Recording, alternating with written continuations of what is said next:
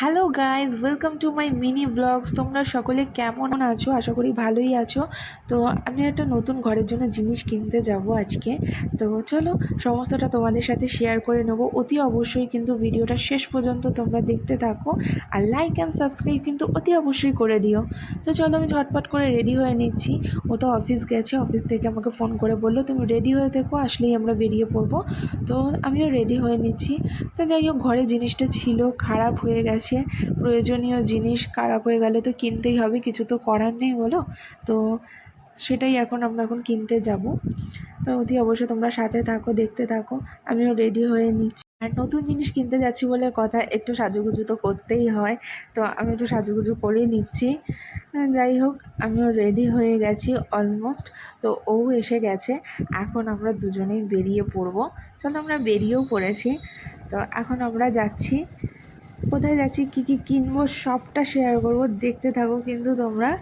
তো চলো আমরাও পৌঁছেও গেলাম। আমরা চলে এসেছি চন্দননগর গ্রেট স্ট্যান্ডে। তো আমরা এসেছি ফ্রিজ দেখতে। তো এই ফ্রিজটা আমার ভীষণ পছন্দ হয়েছে ওয়ালপুলের, বাট এই যে টাচ প্যানেল যেটা রয়েছে সেটা নাকি খারাপ হয়ে যাওয়ার চান্স বেশি, এটা সেলসম্যান আমাকে বললো। তো একটু তো ভয় ঢুকে গেল। তো তোমরা যারা ইউজ করছো নিশ্চয়ই আমাকে জানাবে কমেন্ট বক্সে এর ফিডব্যাকটা। তো যাই হোক, এটা আমার পছন্দ হয়েছে। তো এই কালারটা নয়, অন্য কালার একটা পছন্দ হয়েছে, তো ওটাই নেব।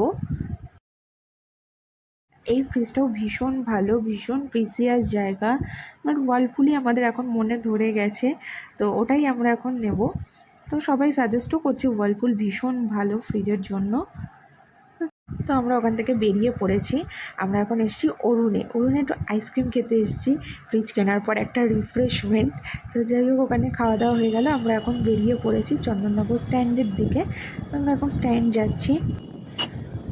তো আমরা চলেও এসেছি স্ট্যান্ডে। ওখানে এসে একটু আমরা কোল্ড ড্রিঙ্কস খেলাম। তো চলো, এইটুখানি রইলো আজকের মতন। আবার দেখা হবে নেক্সট ব্লগে তোমাদের সাথে।